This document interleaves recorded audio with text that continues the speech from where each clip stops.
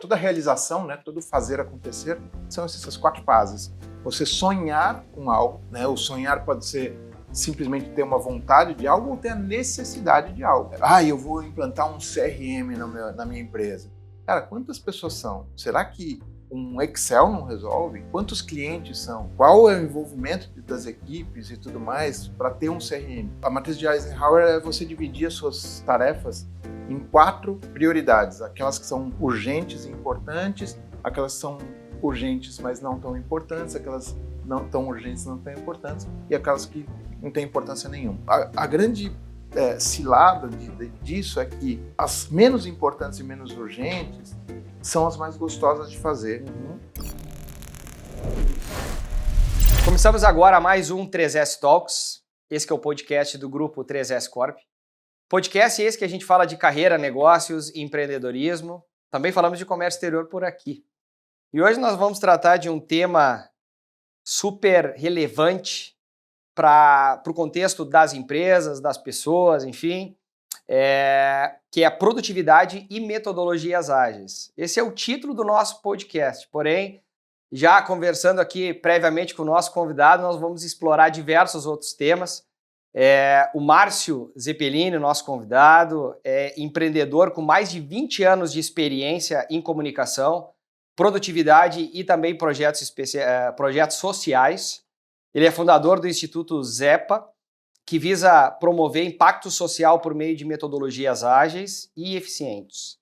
Márcio é reconhecido por seu trabalho em consultoria empresarial para melhorar a produtividade e criar cultura de alta performance nas empresas, nas organizações. Então, Márcio, muito obrigado, seja muito bem-vindo aqui ao 3S Talks. Eu que agradeço o convite, pô. Vamos lá, vamos conversar. Boa! E eu já te recebi e já recebi aqui um presentaço, que é a tua obra, saiu agora, em agosto. Tá quente ainda, hein? Maravilhoso. Tá saindo pro massinha ainda. Que legal. A gente, antes de começar a gravação, eu mesmo te fiz a pergunta, como é que foi o processo de construção do livro? Então eu te faço agora... no ar aqui, como é que foi essa construção, o motivo pelo qual tu desenvolveu essa obra? Bom, assim, eu sou palestrante, né? E aí, palestrante tem uma coisa de que não pode ver nada de diferente, não pode... Tudo que você está olhando, tudo que está ouvindo, tudo que está escutando, ele está pensando na palestra. E aí, um dia eu estava escutando uma música do Queen, bem conhecida, It's a Kind of Magic, e ele fala, one dream, one soul, one prize, one goal.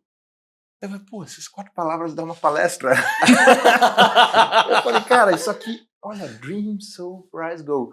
Só que, se você traduzir, né, ele coloca prêmio antes da meta. Isso não tem nem no dicionário. Então, na palestra eu tive que corrigir ali, mas o Fred Mercury pode porque ele tem licença poética. Sim.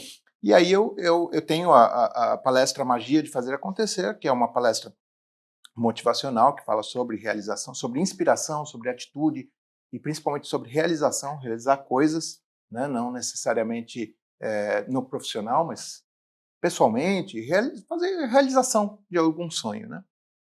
E eu já venho com essa palestra já há uns 2 anos, e aí então o livro, na verdade, é um fruto da palestra, né? Que é essa construção. O livro, ele permeia esses 4 tomos, né? Que é o sonho, começa com toda realização, né, todo fazer acontecer, são essas 4 fases. Você sonhar com algo, né, o sonhar pode ser simplesmente ter uma vontade de algo ou ter a necessidade de algo. Né? Você pode querer comprar um carro, esse é o seu sonho. O carro pode ser por uma vontade de querer ter um carro mais possante, mais bonito e tal, ou pode ser uma necessidade de locomoção para trabalho, sei lá, enfim. Então o sonho é o início de tudo. Aí a gente vai pelo sonho. Aí a gente vai para a alma do negócio, né? One dream, one soul, né? A alma do negócio, que é você começar a perceber quais são as habilidades, quais são os recursos, principalmente os intangíveis, né? Você fazer qualquer coisa, você precisa de recursos tangíveis e intangíveis. Você vai fazer um bolo, você precisa de farinha, de chocolate, de leite e tal, mas precisa também de tempo, de experiência, de conhecimento, de amor, de carinho, de motivo para fazer o bolo, enfim. São os nossos recursos, recursos intangíveis e tangíveis.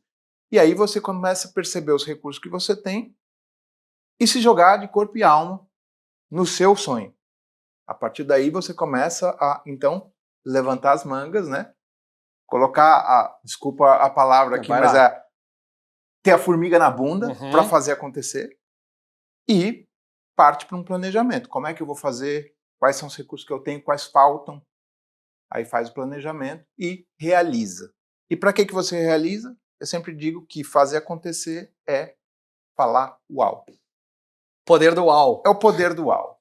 É você chegar depois de tudo feito, aquele suor todo que você colocou, aquelas noites mal dormidas, você falar, uau, fui eu que fiz, fui eu que tive ideia, fui eu que me empenhei, fui eu que não dormi por causa disso. Seja isso, o que for, não importa o que seja que você está fazendo acontecer, é você falar uau no final. E aí, um dos pontos que, antes da gente começar aqui, nós já estávamos falando sobre o conceito de empreendedorismo, né? Porque muitas vezes o conceito de empreendedorismo, ou empreendedorismo, ele está muito conectado com o ambiente corporativo. Sucesso, realização, profissional, voltado. Mas, daquilo que a gente estava falando, o empreendedorismo, ele ultrapassa e vai muito além essa barreira do ambiente corporativo, do ambiente empresarial. Empreendedorismo é empreender e se realizar em cima de qualquer ação que tiver dentro do nosso coração, projeta como sonho e aí planeja. E realiza e constrói algo. Se você pegar a etimologia da palavra no latim, o empreender ele tem a ver com construir. Então, o empreendedorismo no Brasil ficou muito conhecido como abrir uma empresa, montar um negócio, montar uma startup. E não é só isso. Abrir uma empresa, abrir um negócio, é uma das formas de empreender. Você pode, por exemplo, montar um programa de voluntariado dentro da sua empresa. Você, como funcionário de uma empresa, ou seja, você não é empresário, você fala, eu quero montar um programa de voluntariado na empresa.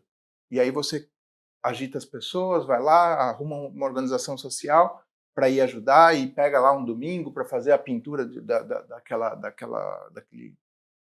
daquela organização e no final fala o quê? Uau! Né? Eu tive essa ideia, eu mobilizei as pessoas, eu concretizei isso, realizei e falei uau. Isso é uma forma de empreendedorismo.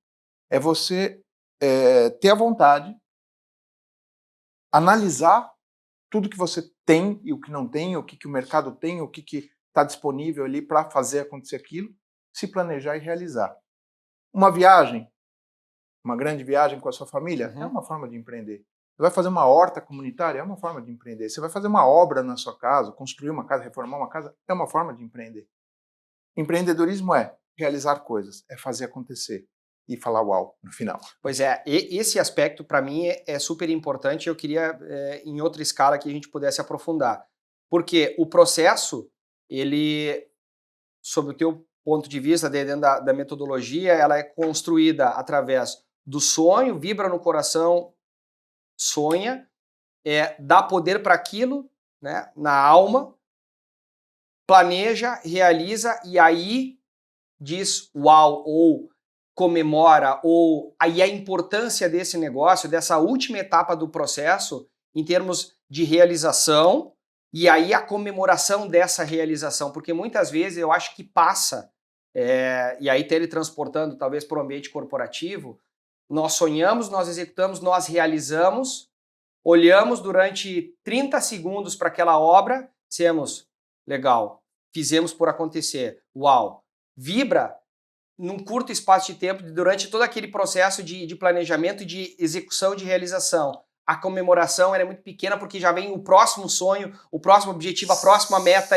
Sem dúvida, quando você atinge um estágio, seja lá do que for, você, por exemplo, eu falo que empreendedorismo é qualquer coisa. Se você pretende ser um esportista, você vai começar com uma corridinha de 5 quilômetros ali, depois vai passar para 10. Quando você falar uau com 10, você vai querer 15, e até aí você vai estar numa maratona, daqui a pouco no Ironman, e por aí vai. Você quer sempre, né, tentar os próximos níveis, aumentar. As próximas fases. Né? Agora, essa questão da realização tem uma coisa interessante. Por quê? A gente sonha lá no começo. E o sucesso, muitas vezes, ele vem embrulhado de formas diferentes daquilo que a gente sonhou lá no começo. Então é muito importante estar atento ao que o universo está nos entregando, para ver se, de repente, ele não te entregou o que você sonhou, só que de uma forma diferente. Ok. Eu vou dar um exemplo. Lá atrás, quando eu era moleque, eu tinha uma companhia de teatro. É Meu mesmo? sonho era estar no palco. Lá em São Paulo, morava em São Paulo ainda, tudo mais. Chegamos a ficar em cartaz 3 meses na Avenida Paulista e tal. Tivemos, vamos dizer assim, aqueles nossos 5 minutos de notoriedade como atores de teatro. Mas por N coisas, eu estava já com uma filha pequena, já tinha um monte de coisa para fazer e tal, precisava ganhar dinheiro, o teatro não foi embora. Mas o sonho de estar no palco continuava. Hoje, o que eu sou? Eu sou Palestrante. palestrante. Eu estou Tá no no palco. palco. O sucesso vem embrulhado de formas diferentes. Entendi. O meu sonho era estar no palco, então, de alguma forma, o universo me entregou aquilo que eu sonhei lá no fundo, lá atrás. Então, a gente precisa, às vezes, perceber que eu tenho um sonho de ter uma caneca assim e tal, não sei o que lá. Será que o motivo pelo qual você sonha por essa caneca é ter uma caneca branca com alça, com escrito 3S Talks? Ou você sonha tomar um café quentinho aqui nessa caneca? E aí o universo te entrega um copo. E aí a pessoa fala assim, pô, mas não era isso que eu queria. Será que você não está sendo ingrato com o universo? Cara, tu me faz... No início de carreira, eu estava ouvindo um empresário falar e ele, de uma outra maneira, talvez estivesse falando a mesma coisa. Olha só. Ele está me dizendo, Lucas, para observar lá na frente, quando tiver, fixa essa mensagem. E eu fixei. Ele disse assim, com 18 anos, eu fui para a academia das agulhas negras e eu queria ser militar e ele queria ser general. E ok, ele teve um problema 4, 5, 6 anos depois, eu não me lembro muito bem ao certo, e aí uma lesão física e fez com que desse baixa e ele teve que sair das agulhas negras do exército e ok, ficou frustrado com isso, seguiu uma carreira corporativa, foi um grande expoente e num dado momento ele parou para fazer uma avaliação. Puxa vida, como é que seria a minha carreira, a minha trajetória se aquele meu sonho inicial fosse realizado e eu virasse um general? E aí, ok, aquela coisa passou, Márcio, e aí ele olhou um dia para a assinatura do e-mail dele e ele era um executivo de alto nível e estava lá, General Manager. Ou seja, eu não virei um general, mas eu sou um general manager, entende? Então, assim, talvez o sonho esteja, né, embrulhado e a realização e a entrega seja de uma outra maneira. Né? Exatamente. E que a gente tenha essa capacidade desse nível de observação, porque senão vira frustração, né? E muitas vezes, ao longo do processo de realização, acontecem coisas que você se frustra, você fica bravo, você questiona até Deus, né? Fala, pô, mas por que está acontecendo isso comigo? Né? Por que isso tinha que acontecer e tal? São processos de metamorfose. Uma borboleta, para virar uma borboleta, né, para sair de ser uma lagarta e virar uma borboleta, ela precisa passar por aquele casulinho, ficar ali apertadinha ali por um tempo, e se alguém tentar rasgar aquele casulo, vai matar ela, ou ela não vai conseguir voar depois. Então, muitas vezes a gente precisa entrar nesse casulo para poder virar uma borboleta. Essa história que você contou é exatamente isso. Ele se frustrou com algo, mas precisava acontecer aquilo para ele se transformar no que ele foi. Sim. Eu abri meu primeiro CNPJ com 17 anos. No mesmo momento que eu tive minha primeira filha. Aquilo lá já foi um transtorno para mim, para minha vida, né? Foi pai aos 17. Aos 17. E aí, aos 20, eu fali. Pela primeira e espero que a última vez. Mas naquele momento eu me sentia um derrotado, um inútil, um fracassado. Meus pais falando, tá vendo? Olha aí, eu avisei que é difícil, não sei o que lá e tal. Mas passado algum tempo, eu percebi que aquilo foi a melhor coisa que aconteceu na minha vida. Eu precisava entrar naquele casulo, naquele momento. Então todo mundo passa por uma metamorfose, seja numa demissão, seja numa falência, seja uma gravidez inesperada, a morte de alguém, enfim, a mudança repentina de uma cidade. tem tantas formas de metamorfose que depois você para e pensa, nossa, foi ótimo que tenha acontecido isso para mim. Eu faço pergunta em palestra, falo assim, quem aqui já foi demitido, né? E as pessoas levantam a mão e falam assim, continua de mão levantada. Quem depois de uma semana, um mês, um ano, deu graças a Deus ter sido... Os caras levantam a mão com mais alto, com mais força, com mais vontade. Por quê? Porque eles deram graças a Deus. Aquilo lá precisava acontecer. Então é uma forma de que o universo vai entregando as coisas e tá... Eu acredito, né, que tá tudo muito costuradinho. A gente está aqui nessa mesa agora, porque se deveríamos conhecendo, porque o universo vai entregar alguma coisa lá na frente que precisava ter acontecido aqui isso hoje. Excelente. Tu falou que o primeiro CNPJ foi montado aos 17 anos. Como é que tu veio, e aí quebrou aos 20, como é que tu veio desenvolvendo a tua carreira no empreendedorismo para a gente usar o empreendedorismo como pano de fundo para depois a gente teletransportar aqui para o nosso Bom, tempo? O meu brinquedo preferido quando eu era criança era Lego. Por quê? Porque já tem aquela coisa de construir coisas, né? Eu ganhava o Lego ali, pegava o manual, montava uma única vez aquilo que o manual falava, jogava fora o manual, desmontava e montava outras coisas e já desmontava, porque a brincadeira era montar coisas. Sim. Não era o brincar com aquilo montado. Com 9 anos eu lia muito gibi, só que minha mãe não aguentava de tanto comprar gibi, então eu comecei a vender os gibis para poder comprar com dinheiro, comprar mais gibi. A mesma coisa aconteceu com bicicleta depois de 12 anos. Então, assim, a veia do empreendedorismo estava ali. Sim. Eu queria fazer acontecer. Está sempre conectada. E então, assim, aí foi esse processo. Eu logo depois vi a oportunidade de abrir uma editora. Nunca tinha pensado em ter uma editora, mas tive uma editora de jornais com 17 anos. Fazia um jornal para universidades. Eu nem universitário era. Fazia para universidades ali em São Paulo. Ficou durante 2 anos e meio, mais ou menos, esse jornal funcionando. Eu quebrei, mas eu sou esperançoso, sou insistente, persistente. Mas tu já tinha corintiano. Corintiano. Aí eu abri outra editora com 25 anos. Mas nesse período, com 17, tu já começou a ter funcionários, essas coisas? Tinha ou não? pouco, era pequeno. Eu era uma criança brincando de ser empresário, com uma criança para cuidar, inclusive, que tinha minha filha. Mas, assim, me deu uma escola ali, foi gigantesca, né? Foi muito legal, foi importante para mim, para crescer. Depois eu tive um período ali de CLT, mas que nesse meio tempo de CLT eu continuava fazendo coisas para fora. Né? Então eu tinha minha empresa ali meio que como freelancer, e aí até montar outra empresa, com sede, com funcionário, com tudo, que é uma editora, aí agora de revistas, e eu tenho ela até hoje, graças a Deus, muito bem. Então aí tu sempre estava conectado com isso. E o ambiente, as palestras, o palco, isso voltou como? Em qual período? Vamos lá, eu montei a editora e eu já estava atuando como voluntário em algumas organizações, e eu, com essa veia de empreendedorismo, eu comecei a ver que os projetos sociais eles tinham problemas seríssimos de gestão, né? Pelo menos nas organizações que eu estava atuando.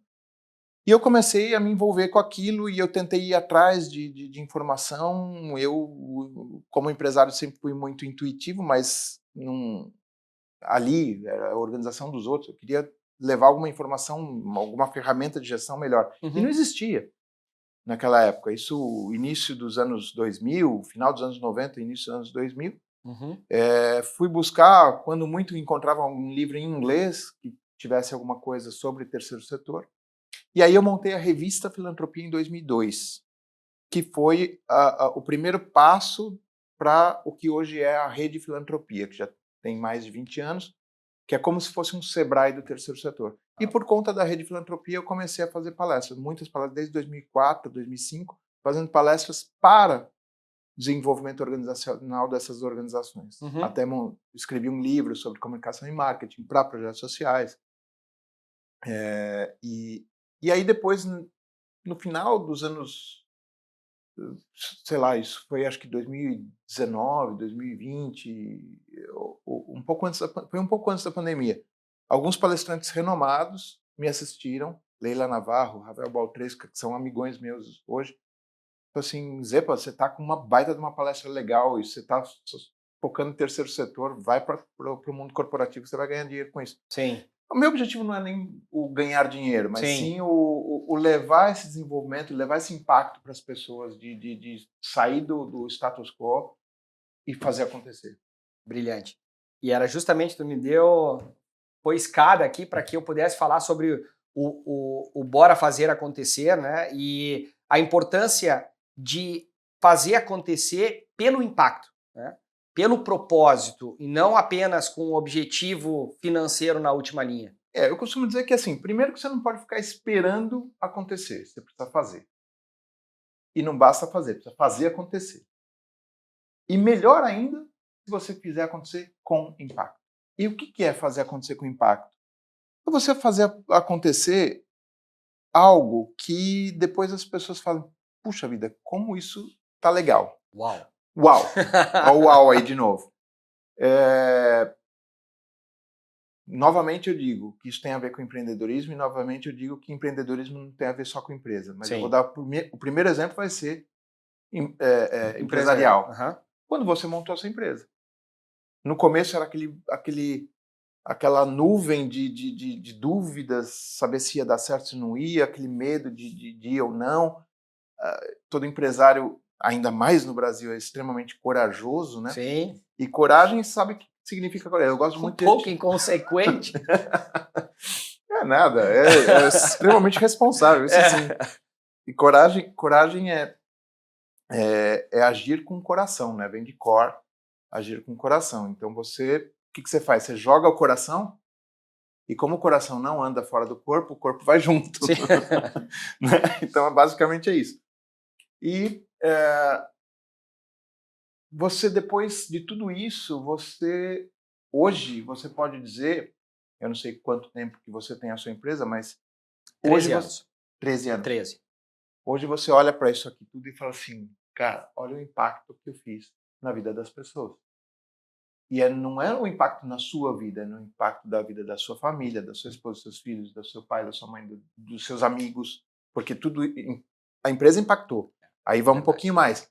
De toda a galera que trabalha aqui com você, direta ou indiretamente, para a família dessas pessoas, para as pessoas que habitam esse prédio, para a cidade de Itajaí, para o mundo, ainda mais se você trabalha com comércio exterior, para o mundo, qual que é o impacto que você traz? Você está comprando coisas do outro lado do oceano, que impacto que você está causando na família das pessoas que trabalham para esses produtos que você compra? Isso é fazer acontecer com impacto, é você ter consciência do impacto que você está deixando para a humanidade. Isso é muito legal. Então, é mais, como você disse, né? Mais do que olhar depois a planilha e olhar a última linha. EBITDA, a última linha ali, quanto que sobrou para mim. Não é isso. Né? É fazer com impacto. Eu começo minhas palestras fazendo essa reflexão. Então, se você estivesse agora numa mesa de operação, o médico olhando no teu olho, falou assim, você vai dormir agora. Eu não sei se você vai acordar. Qual que é o impacto que você deixou para quem vive com você? Naquele momento você vai fechar o olho, você vai passar um filminho da tua cabeça, da tua vida na tua cabeça, e aí você se pergunta, o que eu deixei de impacto? Se é só uma casa, um carro, algum dinheiro no banco, não vale de nada. Sim. Até porque você não está levando isso. Agora, teu nome, ficar registrado na história, isso não tem preço.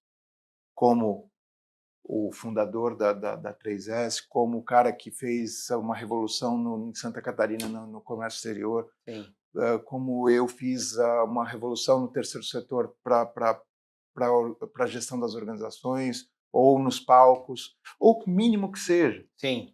Eu tenho um podcast também e semana passada eu entrevistei um ator chamado Pedro Fabrini e ele falou assim, cara, semana passada eu estava no meu espetáculo, que é de comédia, e uma pessoa veio para mim e falou assim, cara, muito obrigado pela noite de hoje, porque eu nunca vi minha mãe rindo tanto desde que meu pai morreu. Cara, isso me arrepia. Eu não sou nem o ator. Sim. Isso é fazer acontecer com impacto. Por maior ou menor que seja. Por maior ou menor que seja. É você impactar alguém. É você conseguir transformar a vida de alguém. Transformar o mundo. Não importa o tamanho do mundo. Pode ser o seu mundo, o mundo da sua casa, do seu bairro, o mundo, o planeta Terra. Maravilhoso, bicho. Eu acho que esse é um dos melhores conceitos que eu recebi. Porque muitas vezes, no dia a dia, a gente esquece, né, do impacto que a gente exerce. Por maior ou menor que seja o nosso mundo, né? Exatamente. Então... Você precisa transformar o mundo. O mundo que você quer transformar, você decide. Pode ser o seu mundo. Aliás, é o primeiro que você tem que mudar. Porque às vezes a pessoa quer falar, não, eu vou fazer acontecer, eu vou mudar, vou não sei o que lá, tal, só que tem um monte de conflitos internos aqui que o cara não conseguiu mudar ainda. Sim. Então ele precisa primeiro mudar aquele mundinho dele, para depois ele mudar o da esposa, do marido, dos filhos, do seio familiar ali, para depois mudar o ciclo de amigos dele, para depois... E ele vai mudando, e vai fazendo acontecer, e aí é cada vez mais expoente, né? Sim, porque o impacto ele acaba sendo exponencial, né? Que isso reverbera na vida das outras pessoas e que elas também gerem impactos e aí... Exatamente. Isso tu fala no livro? Um pouco. Escrever um livro, para quem não teve essa grata experiência, ele te dá um vazio enorme quando você para de escrever. O dia que eu mandei ele para a primeira revisão, eu falei, e agora? Eu faço o quê? Eu tinha 1 hora por dia que eu fazia, eu peguei durante 1 hora, eu desligava o celular, tudo, trancava a porta, 1 hora por dia era dedicado ao livro. E ele levou quanto tempo? Para escrever, uns 5 meses, mais ou menos. Aí, assim, o processo todo, até a revisão, aí volta, reescreve algumas coisas, volta para a revisão, porque eu passei por revisão crítica também do livro, né, não só revisão gramatical. Aí deu quase 1 ano, né, o total. Mas quando eu mandei para a primeira revisão, eu fiquei com um vazio, assim. Mas aí, o que você faz? Começa a pensar já no próximo. E o próximo eu quero falar sobre atitude, sobre impacto, sobre propósito, como você bem colocou. Entendi. Que eu acho que é uma coisa interessante. Mas depois que tu viu a obra publicada, tu não, olhou para ele e... Uau!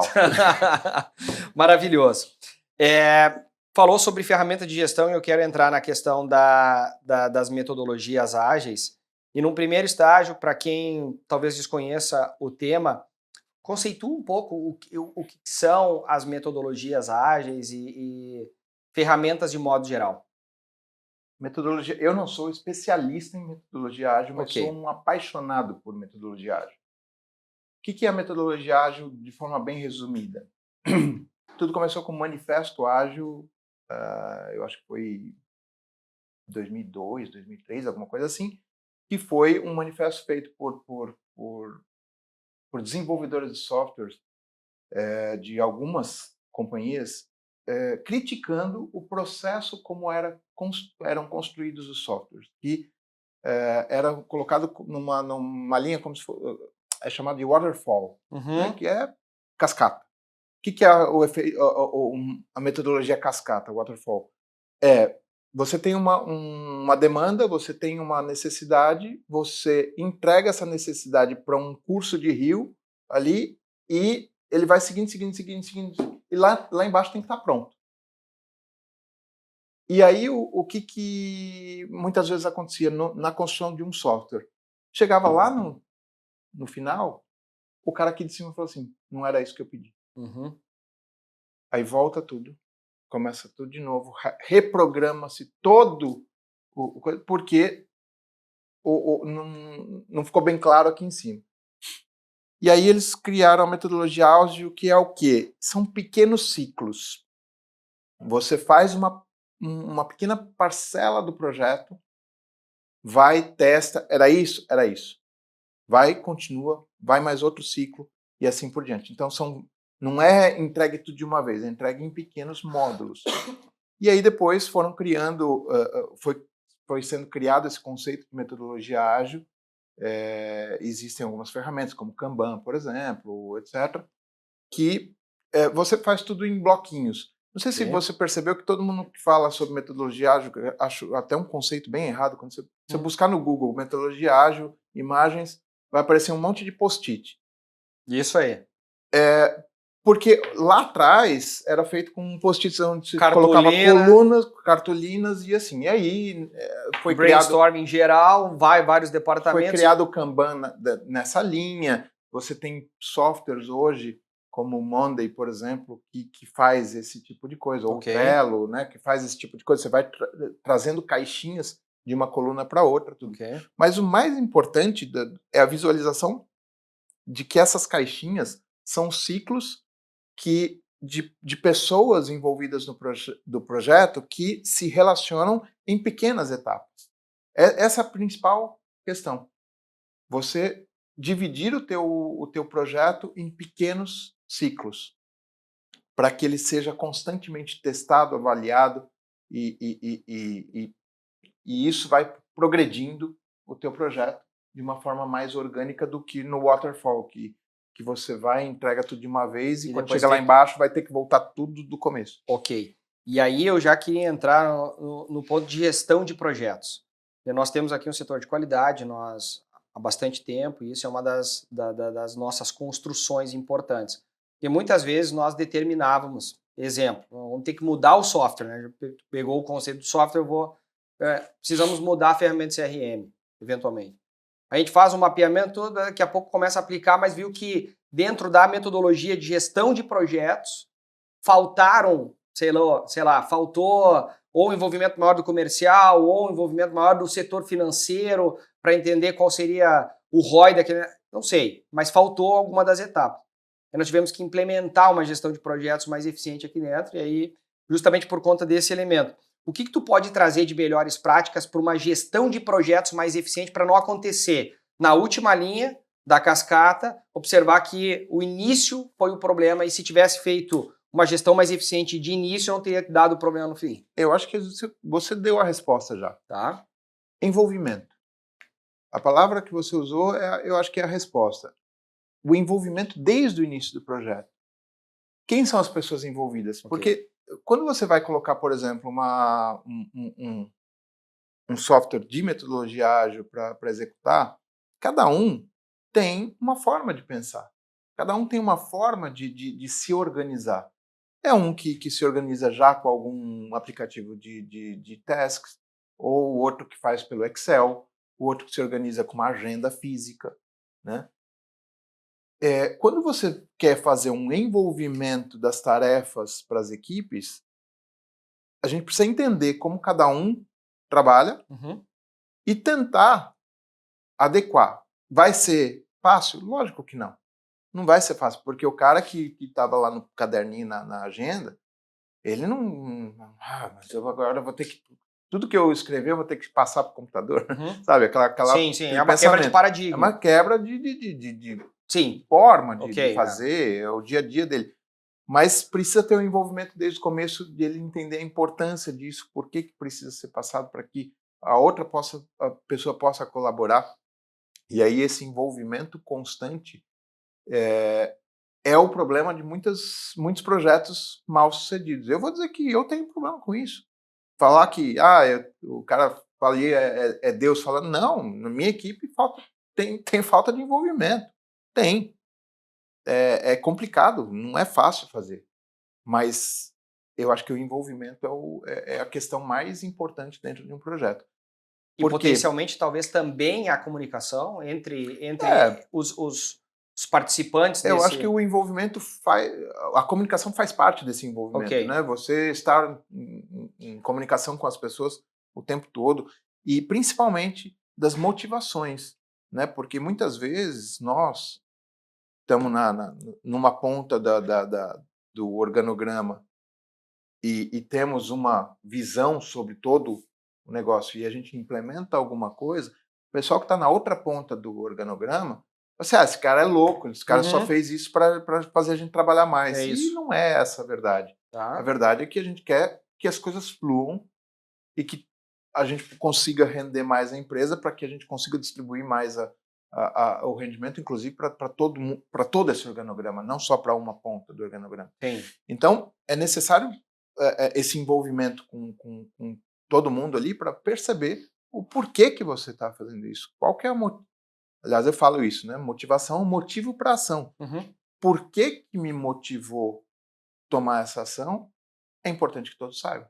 Sim. Né? Então, acho que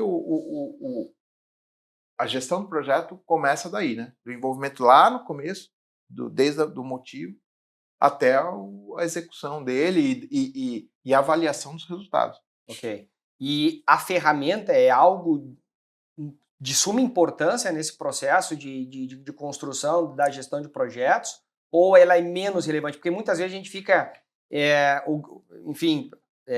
imerso nesse negócio procurando a melhor ferramenta. Disse, na internet a gente procura alguma coisa de metodologia, é o post-it. O que isso é retrógrado ou ainda funciona? A ferramenta é uma aplicação sumariamente importante? A tecnologia ela tem que vir para ajudar. Se ela complica demais o processo, eu vou implantar um CRM na minha empresa. Cara, quantas pessoas são? Será que um Excel não resolve? Quantos clientes são? Precisa ver. Qual é o envolvimento das equipes e tudo mais para ter um CRM? Aí, não, Excel ainda não dá para gerenciar bem. Então vamos pegar um CRM um pouco mais simples, seja fácil de organizar. Se adaptou legal? Aí, de repente, senti necessidade de tal coisa, essa ferramenta não tem e tal. Aí, de repente, vai aumentando. Eu vou dar um exemplo. Você precisa ir daqui, a gente está aqui em Itajaí, até Balneário Camboriú. Existem N formas de ir, mas alguém fala que você não, eu preciso ir com um carro sedã automático com um teto solar e tal, não sei o que lá, e se não for daquele jeito, só que quando você entra naquele carro, o carro é todo tecnológico lá, que você não consegue nem andar com o carro, porque você não sabe ligar o carro, você não sabe. E aí você se atrasou, se você tivesse pego um Uber, você teria chegado no Balneário Camboriú mais rápido. Então, qual que é o teu objetivo com a tecnologia, o sistema, como se diz, a aplicação ali, não é o objetivo final, ele é meio. Então, o meio ele tem que ser prático, ele tem que te ajudar a resolver a coisa. Sim. Se você colocar alguma coisa muito complexa aqui, fala assim, não, muito difícil isso aqui, eu vou continuar com o meu Excel. Sim. O outro já fala assim, já que o outro está no meu Excel, eu vou voltar para a minha agendinha. Fica individualizado. E você gastou uma grana com aquele Sim. aplicação e o negócio não funciona. É importante também, eu entendo que talvez ainda na página seguinte, ao envolvimento, a estruturação da comunicação entre todos os departamentos que vão estar envolvidos nesse projeto, é responder as perguntas inerentes a esse projeto no primeiro estágio. Então, quem é que vai fazer parte, né? Quem são os stakeholders? Quando é que nós vamos investir nesse negócio? Qual vai ser a participação, o motivo pelo qual eu estou fazendo? Porque senão chega no final lá, ninguém tá, por que afinal nós fizemos a aquisição desse CRM, hipoteticamente? Então, isso tem que ser respondido no início do projeto, porque lá na outra... recapitulando, é verdade. Então, isso faria muito mais sentido nesse processo. Então, ter esse envolvimento bem claro. Esse envolvimento e essas formalizações, essas perguntas. Então, muitas vezes tem que ter essa estruturação mais bem formatada, porque senão, eventualmente, sai fazendo e aí gasta uma grana violenta e não sabe o motivo pelo qual foi feito no início. Exatamente. Você vê como o software não é a grande questão. Se você for lá atrás, bem lá atrás, os astecas tinham metodologias construtivas fantásticas e não existia inteligência artificial, não existia internet, não existia computador. Eles tinham uma metodologia de construção, uma tecnologia de construção fantástica, inclusive de envolvimento de equipes para fazer aquilo lá. Até hoje, engenheiros ficam calculando como é que eles faziam isso tantos anos atrás. Sim. Porque eles tinham uma metodologia de projeto. Sim. Então eles não tinham um CRM, não tinham um aplicativo, não tinham um project da Microsoft, né? Eles tinham ali né, alguma forma, que a gente não sabe exatamente como, mas eles se organizavam de um jeito. E acredito eu que com muito envolvimento dos líderes, principalmente, para fazer acontecer. Beleza. Está me dando vários insumos e a gente vai indo e voltando em alguns temas. Falou bastante sobre envolvimento e eu queria te perguntar como fazer para integrar diferentes setores dentro da empresa, como motivar isso por um propósito único e quais são talvez as melhores práticas para, de novo, integrar esses diferentes setores dentro das organizações, que afinal muitos dos projetos eles dependem de vários participantes, né, de vários stakeholders e de várias áreas de negócios dentro das organizações. Então, como fazer? Eu queria ter essa resposta. Pois é, mas vamos pensar e vamos tentar elaborar um pouco assim, Não, assim, as melhores práticas assim que a gente pode... Eu acredito que o propósito que a gente colocou lá atrás é muito importante. Se a coisa, o propósito, a energia que tem dentro da empresa é o lucro, é aquela coisa do dinheiro e tal, a tendência de duas uma, ou é que todo mundo tenha esse mesmo propósito e aí só vai ter envolvimento se todo mundo estiver lucrando alto, do CEO ao faxineiro, e aí sim, né? Se pegar um banco, por exemplo, que o negócio é números, é lucro, é o tempo todo falando em dinheiro, você tem que remunerar bem todo mundo. Isso funciona para uma organização social, por exemplo? Não, porque o lucro de uma organização social é o que você está dando para a sociedade. Então, qual que é o propósito daquela... Eu coloquei dois extremos, claro, entende? Perfeito. Um banco excelente e um projeto social. Tá Aí bom. tem vários meios aqui, né? Se você pegar um comércio, uma cafeteria no centro da cidade, qual que é o propósito daquela cafeteria? Porque ambos têm os mesmos tem desafios, talvez aí parecidos, não tem os mesmos desafios, porque cada um tem os seus desafios, mas ambos têm desafios e tem essa necessidade de integrar times, de construir projetos. Então, independente, a lucratividade... Aqui tem problema de eu falar marcas? Nada. Vamos dar um exemplo de dois grandes... Eu vou colocar dois grandes e a gente coloca um terceiro pequeno. Ok. McDonald's, Madeiro e Hamburgueria X, Craft Burger com Craft Beer e tal. Qual é o propósito dos três? É fazer hambúrguer? Não é. Um é fazer rápido e barato. Quanto mais rápido e mais barato for, McDonald's mais vende. Madeiro já não.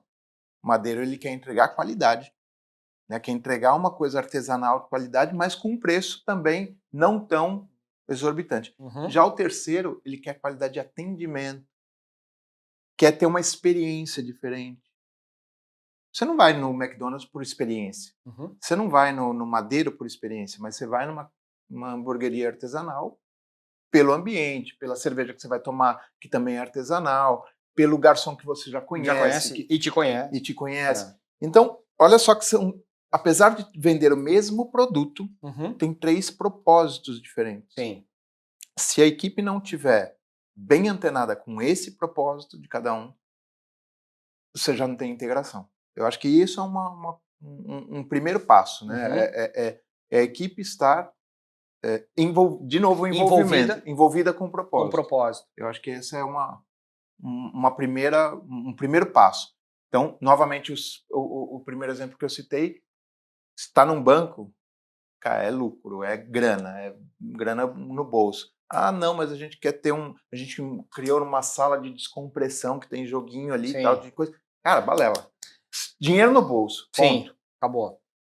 Agora, diferente de um projeto social, Sim. que se o cara conseguiu entregar ali no voluntariado, viu o sorriso na cara daquela criança, ele não está preocupado com quanto ele está de salário. Lógico que ele precisa daquilo, mas o propósito é diferente. Sim.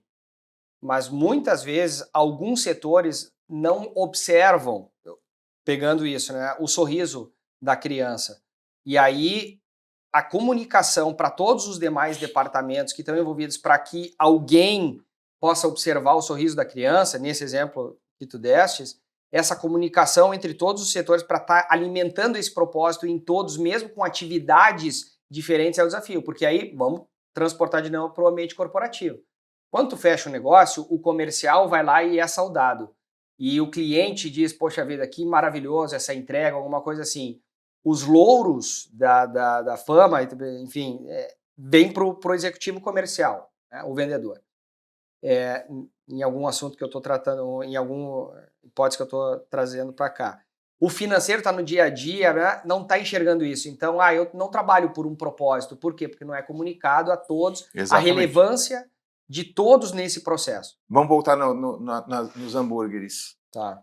Se o McDonald's demorar para entregar o hambúrguer, o cara que está lá na despensa, lá no almoxarifado, para pegar o material, e ele teve culpa no atraso da entrega, né, lá no começo da cadeia, ele vai ser cobrado por isso, porque o tempo está diferente daquilo que tinha de meta.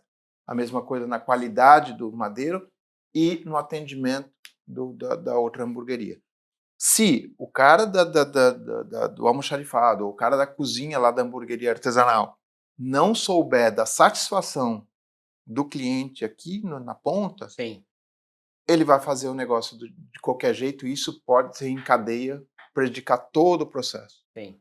Então é necessário que, com reuniões, com pesquisas, até com premiação, com incentivo, você perceba, fala, não, a gente está cumprindo nosso papel, e você, aqui no comecinho da cadeia, tem responsabilidade nisso. Sim. Se você não tivesse passado a maionese lá com tanto carinho, a gente talvez não teria... na ponta seria diferente. Aí talvez outras práticas de gestão, como tantas outras, é o job rotation, né? Fazer com que o profissional esteja numa outra linha para entender, né, calçar o sapato do colega. O McDonald's faz bastante isso. Faz isso também. Faz muito isso. Então são algumas das melhores práticas aí para criar esse envolvimento pelo propósito maior. E aí tem melhores respostas lá no final, né, da linha. Acredito nisso. Falando sobre desenvolvimento, produtividade, né? O que tu pode trazer aí para o pessoal que está nos acompanhando sobre práticas melhores para aumentar a produtividade individualmente e também no coletivo? A gente tem mais umas 5 horas aqui. Bota pau.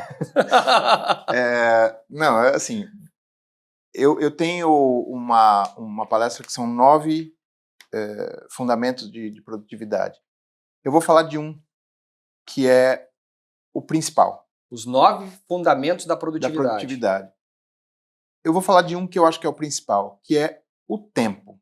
O tempo é o ingrediente, é o recurso mais democrático que existe, que todo mundo, não importa se o cara é analfabeto desempregado ou se é o Jorge Paulo Lemann, o maior bilionário brasileiro, tem as mesmas 24 horas por dia. O que faz a pessoa ser uma pessoa produtiva, de sucesso ou não, é como ele usa o tempo junto com os outros recursos que ele tem para fazer acontecer. Então, e tem muita gente que simplesmente pega o tempo, que é riquíssimo, que é poderosíssimo, e fica jogando pela janela, né? O tempo. Seja rede social, TV, joguinho eletrônico, conversa fiada, reuniões intermináveis que fica falando de tudo menos o que precisa ser falado. Então, tem vários ladrões de tempo, né? E eu costumo dizer que é o chefe da quadrilha dos ladrões de tempo é a santa interrupção. Nós somos interrompidos o tempo todo. E essa interrupção, ela nos causa um prejuízo gigantesco. Então, se a gente não tiver muita consciência daquilo que a gente está fazendo, por que a gente está fazendo, como a gente está fazendo e quando que a gente quer entregar, a gente vai deixar ser interrompido.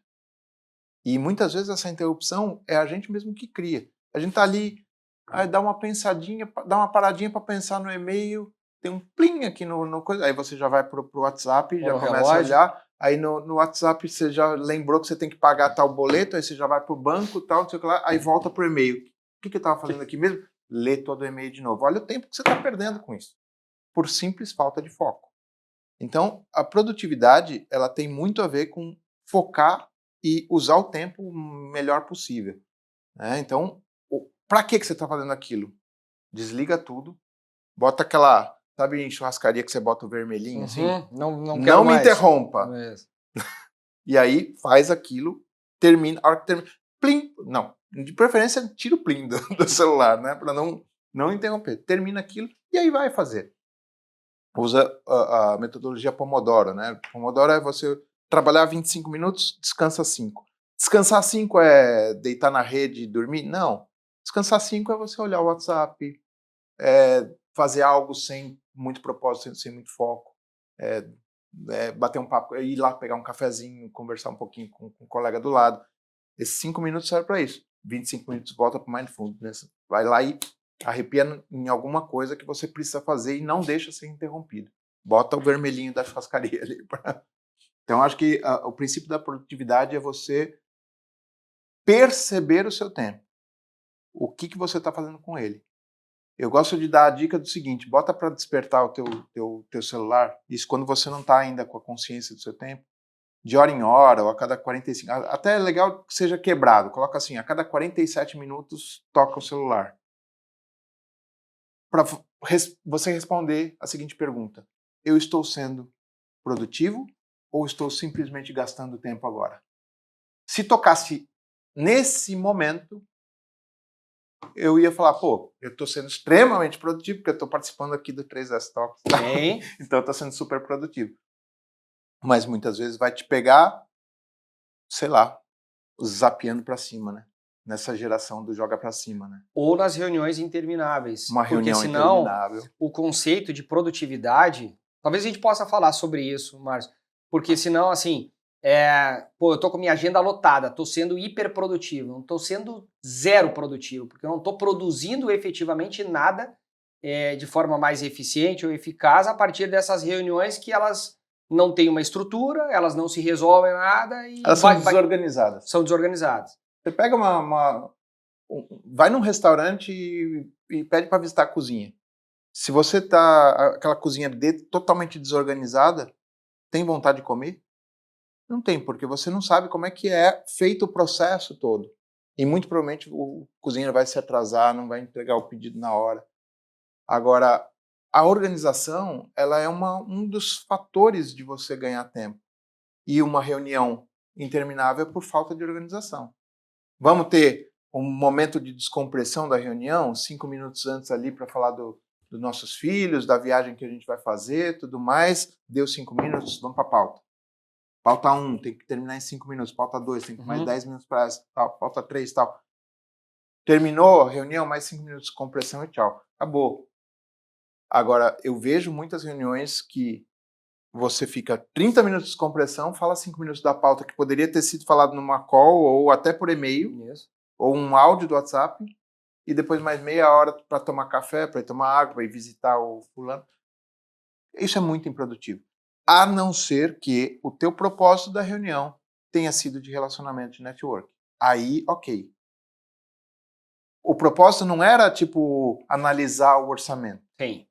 O orçamento a gente podia analisar por WhatsApp. Mas era o olho no olho, era tomar café, era de falar de filho. Se esse é o propósito, aí ok, porque o teu objetivo era fazer network. Para quem é vendedor, para quem é da área comercial, sabe o quanto isso é importante. Sim. Analisar o pedido, o orçamento. O WhatsApp não é a mesma coisa. Né? O legal é tomar um café, falar do Corinthians, né? Falar do filho. É isso. Né? É ser zoado pelo Corinthians. O teu Corinthians derrotou o meu Grêmio recentemente, então não é um problema, não vamos falar de futebol. Melhor não. Sacanagem. Tá, legal. Dá um segundo ponto aqui dos 9 fundamentos. Eu vou parar no segundo, mas eu vou te pedir um segundo, além do tempo. Eu vou falar que, assim, eu vou falar um pouco da produtividade em vendas. Ok. Tá? E aí é um elemento que é fundamental para qualquer pessoa, tá? Mas para qualquer profissional, qualquer área, mas para vendas, para a área comercial é o segundo maior elemento. Ótimo. Né? Tempo é o primeiro, o segundo, na minha opinião, é o que eu acabei de falar agora, relacionamento. Ok. É pessoas. A gente vive hoje numa fase que não existe mais B2B, B2C. Existe age-to-age. A gente está falando com humanos. Eu não fecho negócio com a 3S. Eu fecho negócio com você, com um ser humano. E se eu não conseguir convencer você, a gente não fecha negócio. Porque você tem ali a chave do Pix, a senha do Pix para fazer para mim. Mas, então assim, não é a empresa mais, é o relacionamento. E como que a gente está se relacionando com as pessoas? Hoje em dia a gente vê muita gente desconectada. Sim. Conectado tecnologicamente, mas desconectado na alma. E isso, eu sinto que é uma doença da Eu falo humanidade. com 10 pessoas ao mesmo tempo, eu não falo com Com ninguém, ninguém efetivamente. na alma. Com a alma de ninguém você está falando. Então, o relacionamento é isso. Muitas pessoas falam, não, eu faço network e tal. O que é o network? É ligar para o teu cliente para oferecer um produto que está em promoção? Isso não é network. Network é você ligar para ele, passar uma mensagem para ele, e aí, ó, feliz aniversário, ó, tô com um convite aqui para um teatro aqui, quer ir com a sua esposa, eu te mando esse convite.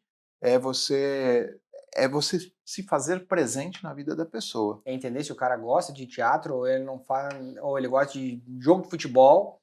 Eu dou, inclusive, esse exemplo no futebol, nas minhas palestras, e você sabe que eu sou gremista desde pequenininho, né? Pegou? Boa, é isso Pegou? aí. E aí eu sempre digo que é uma técnica de venda, e isso é fato, tá? Isso é pesquisado já e comprovado. Se eu sei que você gosta muito de futebol, e eu preciso falar com você, até por uma questão comercial e tudo mais, dá uma olhadinha como é que foi o jogo ontem. Uhum. O último jogo do Grêmio, como é que foi? Ah, o Grêmio ganhou. Porra, é a hora de falar com ele. Ah, eu vou falar, tal, não sei o que lá, já fala do Grêmio. Você se conectou com a pessoa. Você passou a ser interessante para a pessoa. Por quê? Porque você se interessou por ela. Você se interessou pelo mundo dela. E aí, a partir do momento que eu me interessei pelo seu mundo, eu fiz você abrir o ouvido ali para mim, eu consigo passar aquilo que eu quero e você vai prestar atenção. Se você vai comprar de mim, é outros 500. Uhum. Mas você vai prestar atenção em mim. Porque eu me interessei por você e logo eu me tornei interessante e não interesseiro. Sim. Então, é importante que a gente se conecte com as pessoas, e para isso a gente precisa saber sobre as pessoas. A gente falou bastante de CRM aqui. Uhum. Todo CRM tem, no campo do lead ali, do cliente, um campo de observação, ou um campo neutro ali, alguma coisa que você pode escrever o que você quiser, um status, alguma coisa assim. Então ali eu vou colocar que você é gremista, que ele é do Inter, que ela tem um filho, que o fulano foi para a Alemanha no ano. O que eu souber, tiver de informação daquela pessoa, Uhum. eu vou colocar ali. Porque na próxima conexão que eu fizer com ela, é ali o meu primeiro ponto que eu vou colocar. Então você faz um relacionamento com ela, presta atenção e aí você passa o seu recado. Para ser produtivo na área comercial, Sendo principalmente. interessante, não demonstrando ser interesseiro, porque obviamente que quando tu faz todo esse mapeamento da pessoa, né, o teu intuito, o teu interesse é fechar negócios, Sem né? dúvida. Relacionamento através do qual tu vai estabelecer isso para fechar o negócio, aí tu vai, né, construir É a essa conexão. mas tu tem um interesse por trás daquele teu objetivo, que é fechar o negócio. E eu não vejo problema. Justo, pois é, mas a diferença entre ser interessante ou ser interesseiro, muitas vezes a gente coloca, talvez, minha concepção, né, Márcio? Ser interesseiro como um ponto hiper negativo, mas tem um interesse por trás, não ser interesseiro no sentido pejorativo, logicamente, mas é o interesse pelo qual tu está fazendo contato com aquela pessoa que é para fechar o negócio. Então, demonstrar interesse genuíno por aquela sem situação. dúvida, né? não pode ser falso. Né? Isso. Tem que fazer uma conexão, então, ser interessado pelo universo da pessoa para se tornar interessante. Sim. E aí fazer essa conexão. Eu te digo isso por técnica apenas, porque senão eu vou fazer uma visita ao Márcio lá na Zepa, e aí, amanhã eu vou lá, hoje eu sigo ele no LinkedIn, sigo ele no Instagram e já vou com vários gatilhos, cara. Não, aí não pode ser, não, tem que ser natural, tem que ser uma coisa natural, senão fica realmente, aí é um tiro que você dá no pé, né, se você faz ao contrário, tem que ser natural. Justo. Trazendo um pouco que eu queria também falar contigo, Marcelo, sobre cultura de alta performance, né? Fala pra gente aqui um pouco sobre alguns cases de algumas empresas que fizeram uso de metodologias que já passaram, que já pôde, enfim, instruir ou vivenciar, que fizeram uso e tiveram esse crescimento mais exponencial a partir de metodologias ágeis, assim, alguns cases que a gente possa, para que algumas empresas possam usar isso como metamodelo. Eu vou falar da própria Rede Filantropia aqui, que eu sou CEO. Tá? É uma equipe extremamente enxuta, que não tem uma sede física, né? Desde a pandemia a gente não tem mais escritório. E é uma equipe de 6 pessoas que faz mais ou menos 100 eventos por ano, sendo que um deles é para 1.500 pessoas, usando metodologia ágil, usando controles todos feitos por... a gente usa o Todoist, é um aplicativo tipo um Monday, tipo um Trello, é um concorrente do Trello, mas eu acho ele um pouco mais simples, o Todoist, e a gente consegue, então, fazer esses entregáveis com pouca gente, né? Então, ou seja, a gente faz mais com menos, usando poucos recursos a gente consegue fazer essa entrega porque a gente usa a metodologia ágil. Existe uma outra metodologia ágil que eu gosto de usar, não só pessoalmente, mas a equipe toda usa, até para a gente conseguir entregar tantos eventos com tão pouca gente, é porque cada projeto nosso, muitas vezes, são replicáveis. Então, eu vou dar um exemplo de uma coisa que eu faço. Eu viajo muito por causa das palestras. Eu viajo pelo menos uma vez por semana, às vezes 2 vezes por semana. Então, tenho uma rotina de aeroporto, de hotel, de restaurante, de coisas o tempo todo. Cada viagem que eu faço, ou seja, se eu tenho ali mais 3 meses no ano, eu tenho mais, sei lá, mais 12, 15 viagens para serem feitas nos próximos 3 meses. A cada 10 viagens, a cada viagem, eu tenho mais ou menos 20 coisas para serem feitas para aquela viagem. É a passagem de ida, é a passagem de volta, escolher o assento da ida, escolher o assento da volta, é o check-in da ida, o check-in da volta, é reservar o hotel, é pagar o hotel, é ver com quem vai ficar meu cachorro. São vários itens que eu tenho que decidir e me programar para uma viagem. Aí você imagina, 10 viagens vezes 20 itens, a gente está falando de 200 decisões que eu preciso tomar só para as minhas viagens. Se eu não souber gerenciar isso de uma forma clara, então a gente tem uma metodologia ali que a gente usa, inclusive, para esse caso, a gente usa até um Excel, que é baseado no final, né? Você usa o final. O que é o final? É a viagem, a data final. Quanto tempo antes eu preciso reservar a passagem? Então tá ali, 90 dias antes dessa data, vai aparecer um vermelhinho piscando ali, que eu preciso ver a passagem dessa viagem. 90 dias antes da volta, 30 dias antes eu preciso ver o hotel, e assim por diante. E aí eu tenho um painel de controle, imagina um painel de um avião. Ele tem, sei lá, 200 luzes, botões ali. Se o piloto tiver que se preocupar com todos os botões a todo momento, ele fica louco. E a hora que um estiver piscando de verdade ali, que precisa da atenção dele, é tanta luz ali que ele não vai se preocupar. O que acontece num painel de avião? Fica tudo apagado. Acende só aquilo que o piloto precisa prestar atenção. E é assim que funciona no Excel. Fica ali tudo cinzinha, clarinho, esmaecido, as datas, pisca só no momento que precisa ser piscado, no momento que precisa tomar alguma decisão. Então, checklists, né? Essas dicas parecem tão triviais, mas elas fazem enorme diferença. Com toda certeza. Principalmente para coisas rotineiras. Vai fazer, pois é. E esse é um ponto, porque quando a gente vai pensar em viagem, viagem tu faz 2 por semana, todas as semanas. Um evento. Cada viagem tem início, meio e fim, ou seja, pode ser considerado um projeto. Sim, aquela viagem é um projeto. Exatamente. Por maior ou menor que seja, né? Então, alguns elementos centrais aí de algumas melhores práticas como essa, eu nunca tinha pensado nisso, né? Porque talvez fique as minhas luzes do meu dashboard, do meu painel de controle, do meu workflow, elas fiquem todas acesas nesse aspecto, né? Nesse caso, claro. Eu vou te mandar um modelo que eu tenho para você me paga um vinho depois. Tá bom. já tô em dívida porque eu já ganhei presente aqui Mas é isso, porque senão a gente acaba tendo um gerenciamento visual das coisas e aí tem impacto nisso, a gente não consegue observar tudo. Então, obscurecer algumas coisas e deixar em maior relevância aquelas que só quando der... porque daqui a pouco eu estou me preocupando, eu vou falar algo que está acontecendo agora comigo. eu tenho uma viagem marcada em novembro para a Europa, com a minha família, para passear, lazer. É uma delícia fazer a programação daquela viagem. Claro. Eu quero saber o trem que eu vou pegar, o avião que eu vou pegar, para que restaurante que eu vou e tal. Daqui a pouco eu estou me preocupando com uma viagem de novembro e semana que vem tem uma que eu não reservei hotel ainda. Então, é piscar no momento certo o que precisa ser, qual que é o mais urgente, qual que é o mais importante. Aí tem outra coisa de produtividade, isso tem no livro, inclusive,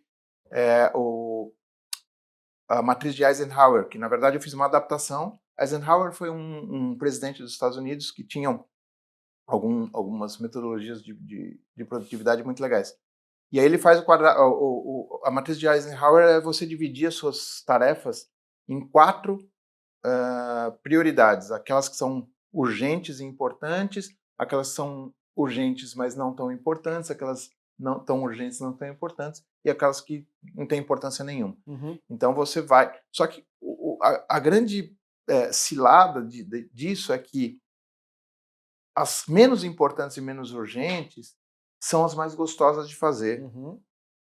Então, se você tem que assinar um contrato e ver ali uma proposta, mas você tem ali nas suas tarefas para fazer, comprar uma camiseta para o Grêmio, do Grêmio para o próximo jogo ali, ou comprar um ingresso, tal, não sei o que lá, é uma coisa não tão importante.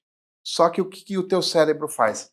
Vai lá, cara, vai lá comprar um ingresso que é mais legal. Tá, beleza, Márcio, mas o que acontece? Então, já que tu me deu esse elemento, eu vou... O cara vai na tua palestra, tu tem um slide sobre isso, tu fala no podcast, ele anota. No dia seguinte ele não vai fazer nada disso. No caderno dele tá a matriz, a estrutura daquilo que é mais urgente, mais urgente, não é importante, não é? Tá ali. Só que ele não executa nada disso, porque ele não sabe nem como fazer esse negócio. Tá, mas eu faço isso no domingo à noite, eu começo a olhar para cima, eu não vou fazer isso no domingo à noite. Também não vou fazer isso nunca. Então, assim, eu sei qual é a minha mais importante ou menos importante, né? O jogo é amanhã, hoje eu preciso executar, eu não sei, mas ele não sabe como executar essa melhor prática do dia a dia. O que tu pode trazer de pensar alguns insights que a gente possa usar? É cadenciamento, né? Você precisa ter uma cadência para fazer as coisas. Você quer participar de uma maratona e você não corre 500 metros, você não vai se inscrever na maratona para amanhã participar, que você vai morrer. Uhum. Né? Então você vai ter que correr 500 metros, para depois correr 1 quilômetro, depois 2, 5, 10, e assim você vai cadenciando até você conseguir fazer isso. Você não vai do dia para a noite conseguir fazer um gerenciamento das suas tarefas por prioridade do jeito que eu faço. Uhum. Hoje, modéstia à parte, eu tenho uma gestão de prioridade, de tarefas muito bem organizada. E não foi do dia para a noite que eu consegui. É um treinamento que eu venho fazendo de 20 anos que eu faço isso. E eu vou melhorando. Se o cara é totalmente desorganizado hoje e ele quer correr uma maratona daqui a um tempo, ele precisa dar o primeiro passo. O que ele faz? Primeiro, coloca todas as tarefas que ele tem para fazer num Excel que seja. Tenta colocar de 1 a 5 ali um nível de prioridade, sendo 1 as mais importantes, 5 as menos importantes. As do dia e as da semana. Dá um AZ ali, e aí pega 3 das importantes, fecha esse Excel e fica com a mente só nessas 3. Uhum. Executa essas 3, depois você abre o Excel de novo. E aí eu dou até uma dica. Depois que você executou essas 3 coisinhas, pega uma lá do fim. Pega uma gostosinha para fazer, como prêmio. Né? Pega lá e fala, bom, agora que eu executei essas 3 importantes, eu vou lá comprar o ingresso do meu jogo. Porque eu mereço, né? Fazer uma tarefa que vai me dar prazer. Entendeu? Então, é foco, né? Tenta fechar em poucas opções. Todo mundo tem uma lista enorme de coisas para fazer. Todo mundo tem. O que precisa é você conseguir priorizar. Separa as 10 e tenta não olhar para o resto. Separa 3, separa 1. Faz aquilo, desliga tudo, todos os plins ali, bota o vermelhinho da churrascaria ali para ninguém te interromper, faz aquilo. Fez? Dá os 5 minutos. Dá os 5 minutos, vai tomar um café, conversa com alguém. E volta, pega mais uma linha ali, escolhe uma ali, das de cima, faz, executa, entrega. E assim, É fácil fazer isso? Não é. Você precisa ter disciplina de fazer essa categorização todos os dias. Todo dia você vai olhar para a lista de novo e vai falar, de repente tem uma que estava ali embaixo, mas que eu recebi um telefonema que ela passou a ser urgente agora. Uhum. Então você precisa tirar ela lá de baixo e jogar ela lá para cima. Mas é interessante também quando tu faz essa listagem, porque naquilo que diz respeito ao painel de controle, né, das tuas atividades, tu também, ao final do dia, né, encerrando enfim, todas as tuas rotinas, olhar todos os checks que tu destes e observar o quanto foi produtivo ou não foi. Né? Sim. Quantas atividades tu se comprometeu a fazer e fez ou não fez, e aí entender qual é o teu nível de entrega de produtividade. Visualmente falando, porque senão tu fica muito no empírico. Caramba, trabalhei para... Né? Voltando a falar, uau. Né? Uhum. É chegar, olhar para a tua lista e falar, pô, fiz isso aqui, isso aqui, isso aqui, uau, consegui. Às vezes é só um passinho para alguma coisa. Ou não entreguei nada daquilo que eu tinha imaginado me corresponder. Aí talvez o planejamento esteja comprometido, né? Certo. Talvez você não tenha... Talvez, às vezes, não parece também. Às vezes não parece que você fez, mas você fez. Dentro de um projeto... É o caso do livro, né? Quando eu fiz o primeiro dia que eu peguei a primeira coisa, primeiro parágrafo para escrever, Isso. Cara, tinha mais 200 degraus para serem percorridos. Mas no dia seguinte era mais um degrau, no outro dia mais um degrau. É a teoria do 1%, né? 1% ao dia, em 100 dias você completa aquilo lá. Aí você precisa analisar. Realmente eu não fiz nada? Ou eu fiz 1% de um projeto de 100%? Sim. Entendeu? Você fez 1%, você fez alguma coisinha. Precisa ver o tamanho do teu projeto. Né? E eu acho que, novamente falando, é a cadência, né? Fazer um pouquinho por dia. Queria falar só sobre produtividade, custos e tal, mas nós temos uma pergunta final aqui no nosso podcast que a gente faz para os nossos convidados. Eu vou te fazer também, Márcio. Qual a decisão mais importante que tu tomou para te trazer até onde tu tá hoje? Morar em Santa Catarina. Tu que é de São Paulo. Não, mas eu adoro São Paulo, continuo indo para São Paulo quinzenalmente, pelo menos, para trabalho, para palestra, para um monte de coisa. Falo com São Paulo todos os dias, então tenho muito a agradecer São Paulo e o resto do Brasil. Eu adoro o Brasil inteiro, então isso é apenas uma brincadeira. Eu acho que a decisão, eu não sei se isso foi uma decisão assim, do dia para a noite, que eu falei assim, não, a partir de amanhã eu vou ser assim. Foi uma construção. Tem muito a ver com o que a gente falou agora há pouco. A decisão de ser organizado.